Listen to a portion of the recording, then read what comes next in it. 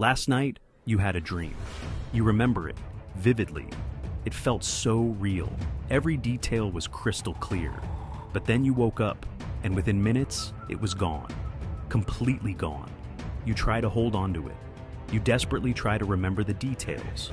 But it slips away like water through your fingers. No matter how hard you try, you can't grasp it. And you're left with nothing. Just a vague feeling. A ghost of a memory that fades with every second. This happens to everyone, every single night, without exception. We dream for 2 hours every night. That's 730 hours of dreams every year. That's 26,000 hours in a lifetime. But we remember maybe 5% of them, maybe less. So, where do they go? Why can't we remember them? What happens to all those dreams? And here's the real question. Is this an accident, or is it by design? Is our brain failing us, or is it protecting us? In this video, we're going to explore the hidden history of dreams. We'll discover why your brain deliberately erases your dreams. We'll uncover the science behind forgetting, and we'll understand why forgetting might be the most important function of your brain. Because the story of dreams is not just about sleep, it's the story of survival itself. It's the story of how our brains evolved to keep us alive. For thousands of years, humans didn't understand sleep. We were mystified by it, confused by it. Ancient Egyptians thought dreams were messages from the gods. They believed the gods were communicating with them through their dreams. Greeks believed dreams were prophecies. They thought dreams could predict the future. Medieval Europeans thought nightmares were demons visiting them in the night. They believed evil spirits were attacking them while they slept. But they all had one thing in common. They believed dreams meant something, that dreams were important, that dreams were real, that dreams had power. Then, in 1900, Sigmund Freud published The Interpretation of Dreams. This book changed everything. He claimed that dreams were the royal road to the unconscious, that every dream was a message from your subconscious mind, that dreams revealed your deepest desires, your hidden fears, your darkest secrets. The world believed him. For decades, people tried to interpret their dreams. They kept dream journals. They paid therapists to analyze them. They spent hours trying to understand what their dreams meant. They believed their dreams held the key to understanding themselves. But then, something changed. In 1953, scientists discovered REM sleep, RAM, rapid eye movement, the stage where we dream. And they made a shocking discovery. We dream when our brain is least active, when our prefrontal cortex, the part that controls logic and memory, is offline. When our brain is essentially malfunctioning, which means dreams aren't messages. They're not prophecies. They're not communications from the gods. They're noise.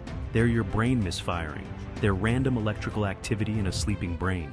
This discovery changed everything. If dreams weren't messages from the unconscious, then what were they? Scientists realized they had to rethink everything they knew about sleep. They had to understand not just what dreams were, but why our brains were designed to forget them. Why would evolution give us this ability to forget? What purpose does it serve? Here's what happens when you dream. Your brain releases a chemical called norepinephrine. This chemical is crucial for memory formation. It's what makes memories stick. It's what makes experiences permanent. But during REM sleep, when you dream, your brain stops producing norepinephrine. Completely. It shuts it off. Which means your brain is literally unable to form memories while you're dreaming. Your dreams are happening in a memory-free zone. When you wake up, there's a critical 10-minute window. This window is everything. If you immediately write down your dream, you can remember it. You can capture it. If you don't, it's gone forever. Erased. Why? Because your brain needs norepinephrine to transfer the dream from short-term memory to long-term memory. And it takes time for your brain to start producing it again after you wake up. So, if you don't act fast, the dream disappears. It vanishes as if it never happened. But here's the thing. This isn't a bug. It's not a flaw. It's a feature, a carefully designed feature. Your brain is deliberately erasing your dreams. And there's a very good reason for this. Because if you remembered every dream, your mind would be flooded with false memories. You'd confuse dreams with reality. You'd lose your grip on what's real and what's not. Your brain is protecting you by making you forget. Every night, your brain creates entire worlds. It creates people who don't exist. It creates situations that never happened. It creates emotions that have no basis in reality. It creates danger that isn't there. It creates trauma that didn't occur. If you remembered all of this as clearly as real memories, you wouldn't be able to function. You'd be confused all the time. You'd be paranoid. You'd be unable to distinguish between what happened and what you dreamed. You'd be insane. Let's think about this from an evolutionary perspective. Let's go back 100,000 years. Imagine you're a caveman living in a dangerous world. You dreamed that a tiger attacked you. It felt completely real. You felt the pain, you felt the fear, you felt the terror. But it was just a dream. It never happened. If you remembered this dream as clearly as a real memory, you'd be traumatized. You'd be paranoid for the rest of your life. You'd jump at every shadow. You'd be unable to hunt. You'd be useless as a provider. You'd be easy prey for real predators. Your tribe would suffer. You might die. So, evolution did something brilliant. It made us forget our dreams. This way, we could process emotions during sleep. We could work through our fears, our anxieties, our traumas, without actually remembering them as real events. Dreams are your brain's way of rehearsing, of practicing, of preparing for danger, of processing fear. But you don't need to remember the rehearsal. You just need to remember the lesson. Your brain learns from the dream without you having to carry the memory. In fact, studies show that people who remember more dreams are actually more anxious. They have more nightmares. They have more sleep disturbances. They have higher stress levels because their brain isn't doing its job properly. The forgetting is the feature. The forgetting is what keeps you sane. So, when you wake up and can't remember your dream, that's actually a sign that your brain is working perfectly. Your brain is functioning exactly as it should. Your brain is protecting you. But here's where it gets dark. In modern life, we're breaking this system.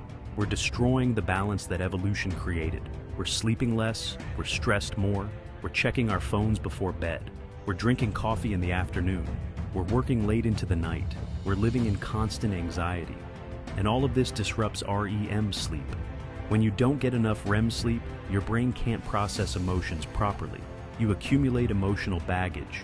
You become more anxious, more depressed, more paranoid. You're literally going insane because you're not dreaming enough. And then we try to fix it by remembering our dreams.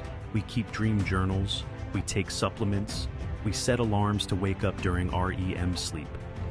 We try every trick in the book to remember our dreams. But this is backwards. This is fighting against what your brain is trying to do. Instead of remembering dreams, we should be getting more sleep. We should be protecting our REM sleep. We should be letting our brain do what it evolved to do over millions of years. So, here's the pattern. QWERTY, the chair, and now, forgetting. All of them are features that we've learned to see as bugs. We think we should remember our dreams. We think we should sit comfortably. We think we should type faster. But the truth is, forgetting is a feature. Sitting is a compromise. And QWERTY is a solution to a problem we've forgotten. We're fighting against systems that were designed by evolution and history to keep us alive. So next time you wake up and can't remember your dream, don't be frustrated. Don't be angry. Be grateful. Your brain is doing exactly what it's supposed to do. It's protecting you. It's keeping you sane. It's processing your emotions so you don't have to carry them around all day. The forgetting is the feature, and that's beautiful because sometimes the best thing your brain can do is help you forget.